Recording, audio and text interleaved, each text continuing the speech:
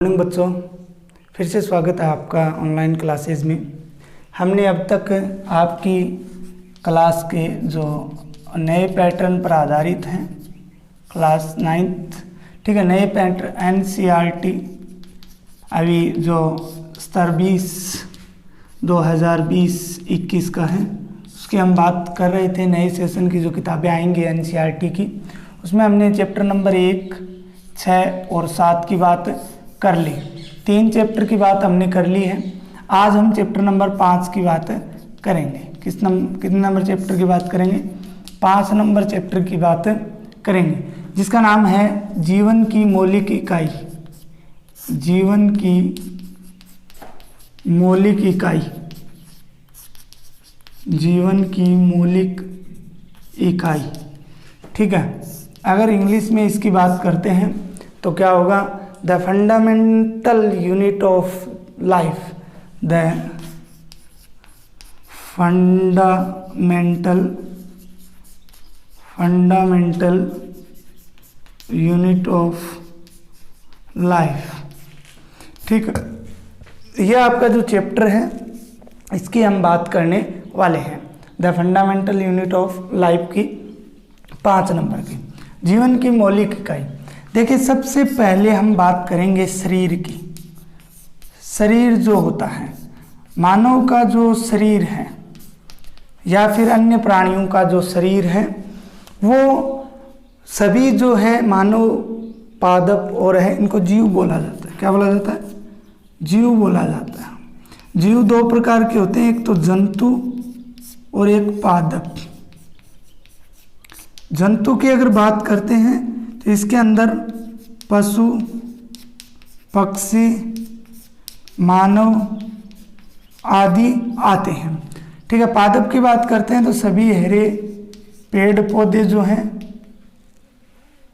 हरे पेड़ पौधे जो हैं वो आते हैं, ठीक है। जंतु जो होते हैं ये गमन कर सकते हैं, जबकि पादप नहीं कर सकते। इनकी अलग अलग बात है, वो अभी हम बात नहीं करेंगे। अर्थात जंतु वे होते हैं जिनके अंदर जंतु कोशिका पाई जाती है। कौन सी कोशिका पाई जाती है? जंतु कोशिका पाई जाती है। और पादप वे होते हैं जिनमें पादप कोशिका पाई जाती है। पादप कौन से होते हैं? जिनमें पादप कोशिका पाई जाती है। शरीर की बात करते हैं तो चाहे जंतु हो चाहे पादप हो, बने किसके होते हैं? कोशिका के बने होंगे। वो अलग बात है कि ये पादप कोशिका, ये जंतु कोशिका, कुछ डिफरेंस होते हैं, लेकिन है क्या? कोशिकाएं। तो शरीर जो है वो कोशिका से मिलकर बना हुआ होता है। किससे मिलकर बना हुआ होता है? कोशिका से। इंग्लिश में सेल कहा जाता है। इंग्लिश में क्या कहा जाता है? सेल कहा जाता है। कोशिका जो है ये शरीर की सबसे छोटी, शरीर की सबसे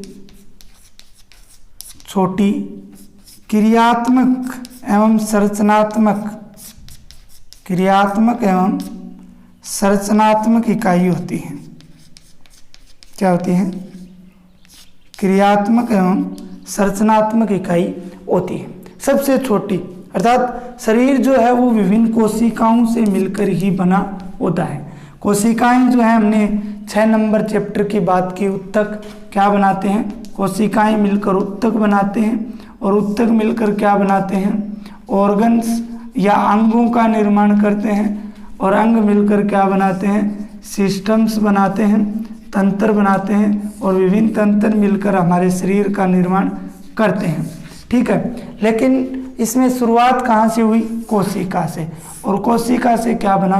पूरे शरीर का निर्माण हुआ।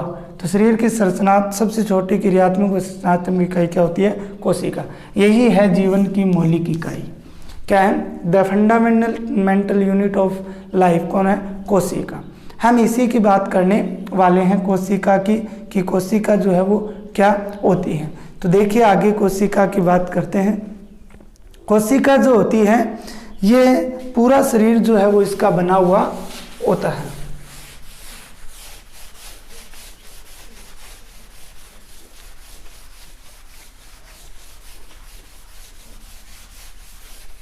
पूरा जो शरीर है वो कोशिका का बना हुआ होता है। देखिए, इसको मैं साफ कर देता हूँ।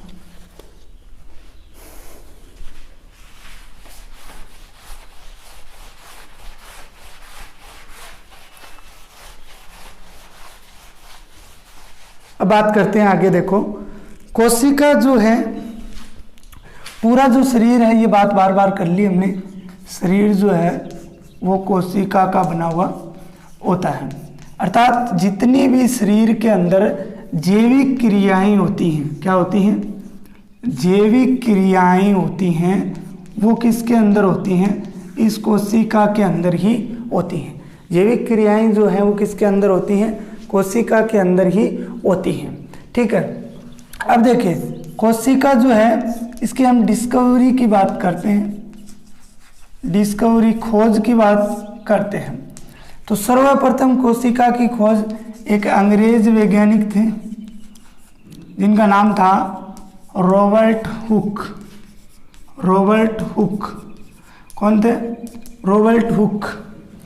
ये वैज्ञानिक थे, इन्होंने 1665 में, कब, 1665 में, जो कोरक होता है काग की पतली,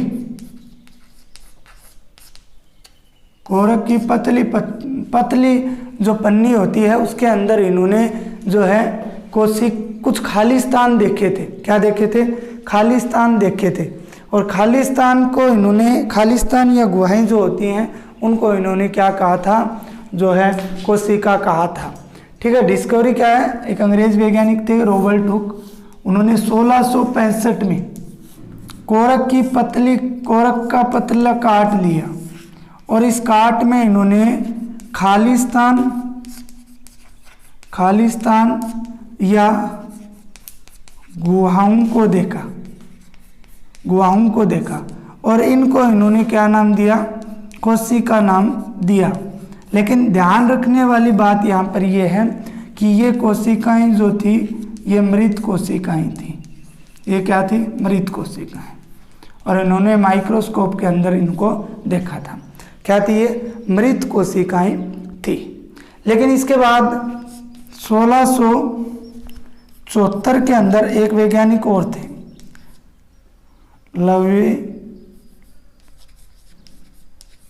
ल्यूवेन होक। कौन थे, ल्यूवेन होक वैज्ञानिक थे।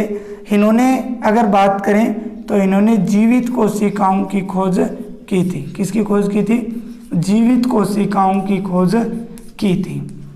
किसकी, रॉबर्ट हुक ने तो 1665 के अंदर मृत कोशिकाओं की खोज की थी, जबकि ल्यूवेन होक ने 1674 में जो विकसित सूक्ष्मदर्शी है उसके द्वारा जीवित कोशिकाओं की खोज की थी। तो ये दोनों ही बातें आपको ध्यान में रखनी है, बहुत बार इनके बारे में प्रश्न जो है वो पूछा भी जाता है। अब देखिए कोशिका का अध्ययन जिस विज्ञान के अंदर किया जाता है, कोशिका का अध्ययन जो है, कोशिका का अध्ययन जो है जिस विज्ञान में किया जाता है उसे कोशिका विज्ञान कहते हैं। क्या कहते हैं, कोशिका विज्ञान कहते हैं। और इंग्लिश में इसको बोला जाता है साइटोलॉजी। क्या बोला जाता है, साइटोलॉजी बोला जाता है। कोशिका सेल से बना है, साइटोलॉजी का मतलब जो अध्ययन, स्टडी जो हम करते हैं, तो साइटोलॉजी के अंदर इसका क्या किया जाता है, अध्ययन है वो किया जाता है। अब हम आगे बात करते हैं, को हम बात करते हैं कोशिका की संरचना की। किसकी बात करते हैं, कोशिका की संरचना की बात करते हैं। कोशिका की संरचना से पहले हम बात करेंगे कोशिका के प्रकार की। कोशिका दो प्रकार की होती है। कितने प्रकार की, एक तो प्रोकैरियोटिक और एक यूकैरियोटिक। आप पढ़ के आए हो, एक प्रोकैरियोटिक और एक यूकैरियोटिक। प्रोकैरियोटिक देखो क्या होती है, प्रोकैरियोटिक सेल, और एक होती है यूकैरियोटिक सेल। ठीक है, प्रोकैरियोटिक, प्रो का मतलब आगे, कैरियन का मतलब होता है केंद्रक, और सेल का मतलब कोशिका। आगे केंद्रक वाली जो कोशिकाएं होती हैं, अर्थात जिन कोशिकाओं में केंद्रक झिल्ली का अभाव होता है, केंद्रक पूर्ण रूप से नहीं बना हुआ होता है, स्पष्ट केंद्रक नहीं होता है, उनको प्रोकैरियोटिक कोशिकाएं कहते हैं। यूकैरियोटिक, यू को मतलब सुस्पष्ट, यू का मतलब सुस्पष्ट, कैरियन का मतलब केंद्रक, सेल का मतलब कोशिका। अर्थात ऐसी कोशिकाएं जिनमें सुस्पष्ट केंद्रक पाया जाता है उन्हें क्या कहा जाता है? यूकेरियोटिक कोशिकाएं कहा जाता है। हम इसी सुस्पष्ट केंद्रक वाली कोशिका की अभी बात जो है वो करने वाले हैं। देखिए, यूकेरियोटिक कोशिका की संरचना की हम लोग बात करने वाले हैं, स्ट्रक्चर ऑफ सेल। तो आप यूकेरियोटिक कोशिका की संरचना भी लिख सकते हो या सीधा कोशिका की संरचना लिख सकते हो। कोशिका की संरचना की बात करते हैं तो इसमें मुख्य रूप से 3 घटक पाए जाते हैं। कितने घटक पाए जाते हैं? 3 घटक पाए जाते हैं। कोशिका कला, कोशिका कला जिसे क्या बोला जाता है? इंग्लिश में बोला जाता है सेल मेम्ब्रेन। क्या बोला जाता है? सेल मेम्ब्रेन इसको बोला जाता है, सेल मेम्ब्रेन इसको बोला जाता है, कोशिका कला। दूसरा है कोशिका द्रव, इसको बोला जाता है साइटोप्लाज्म।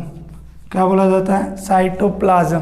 और तीसरा जो होता है न्यूक्लियस। ठीक है, कौन होता है? न्यूक्लियस केंद्रक।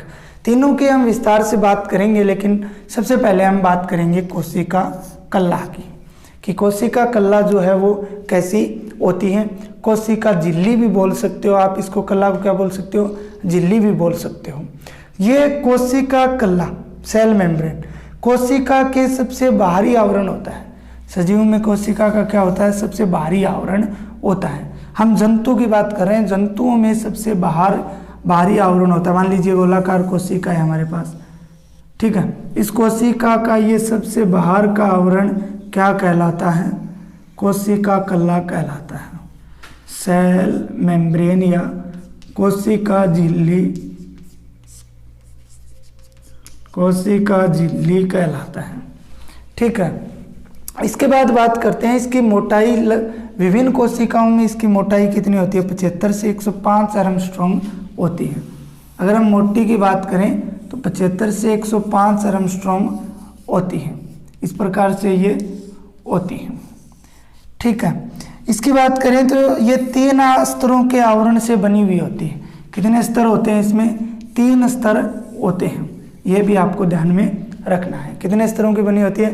3 स्तरों की बनी होती है, जिनमें प्रोटीन, फास्फोलिपिड्स और अणु होते हैं। जिनमें क्या होता है? प्रोटीन, फास्फोलिपिड्स व अणु जो है वो उपस्थित होते हैं। इसके बाद बात करते हैं, ये जो झिल्ली होती है ये चयनात्मक पारगम्य वाली होती है। कैसी होती है? चयनात्मक। चयन का मतलब चयन करना, पारगम्य मतलब आदान प्रदान।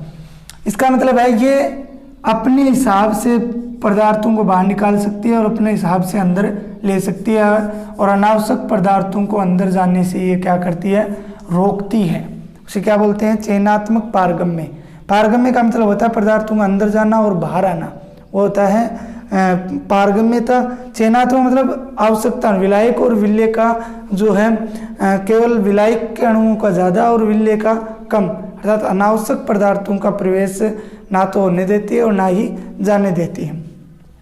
जंतु कोशिका के अंदर जो हम अभी बात कर रहे हैं उसके अंदर इसकी आकृति जो है वो निश्चित होती है। जंतु कोशिका के अंदर ये जो होती है ये उसकी जो आकृति है उसको सुनिश्चित करती है। कोशिका झिल्ली क्या करती है? जंतु कोशिका की जो आकृति है उसको सुनिश्चित करती है। ठीक है, कोशिका भित्ति की हम बात कर रहे थे। कोशिका भित्ति जो है ये देखिए, इस कोशिका जो है झिल्ली के चारों ओर पाई जाती है और ये केवल जो है पादपों के अंदर स्थित होती है, बाकी नहीं होती। जंतु कोशिका के अंदर यह है अनुपस्थित होती है। केवल किसके अंदर उपस्थित होती है? पादप कोशिकाओं के अंदर ये उपस्थित होती है। इसकी अगर बात करते हैं तो यह है सेलुलोज, हेमीसेलुलोज, पेक्टिन, पॉलीसेकेराइड आदि की बनी हुई होती है। किन किन की बनी हुई होती है? सेलुलोज, हेमीसेलुलोज, पेक्टिन व पॉलीसेकेराइड की यह बनी हुई होती हैं। ये पादप कोशिकाओं को आकार, उनकी आकृति निश्चित करती है, वह उनको सुरक्षा प्रदान करती है। आकृति निश्चित करती है, वह उनको सुरक्षा जो है वो प्रदान करती है। ठीक है, ये हो गई, इसकी बात हमने कर ली। इसके बाद देखिए 2 नंबर कोशिका द्रव्य, साइटोप्लाज्म। कोशिका द्रव्य, कोशिका झिल्ली के अंदर जितने भी पदार्थ उपस्थित होते हैं केंद्रक को छोड़कर, ये बीच में जो मैंने बनाया ये केंद्रक है। कोशिका झिल्ली के अंदर उपस्थित सभी सजीव व निर्जीव पदार्थों को साइटोप्लाज्म कहते हैं, केवल केंद्रक को छोड़कर, ठीक है, ये उपस्थित होते हैं। कोशिका द्रव जो है इसमें विभिन्न प्रकार के वसा, प्रोटीन, जल, ठीक है, ये उपस्थित रहते हैं। वसा है, कार्बोहाइड्रेट है, जल है, ये इसके अंदर उपस्थित रहते हैं। इसके अलावा बहुत सारे कोशिकांग भी उपस्थित रहते हैं। क्या रहते हैं? कोशिकांग, कोशिका के अंग, जैसे माइटोकॉन्ड्रिया, ठीक है, अंतःपर्दवी जालिकाएं, राइबोसोम, ठीक है। इसके अलावा अगर पादप कोशिका की बात करें तो हरित लवक, और जंतु कोशिका की बात करें तो उनमें हरित लवक नहीं पाया जाता है, उनके अंतरों की भी हम लोग बात करेंगे। तो इस प्रकार से बहुत सारे कोशिकांग हैं वो पाए जाते हैं, जिनकी बात हम करेंगे, आगे वाले वीडियो में करेंगे। इसके बाद में है केंद्रक, 3 नंबर। बीच में एक गोलाकार संरचना और उपस्थित होती है, जबकि पादप कोशिकाओं में ये थोड़ा साइड में होता है, क्योंकि उनमें बीच में एक बड़ी रिक्तिका पाई जाती है। तो जंतु कोशिका में ये मध्य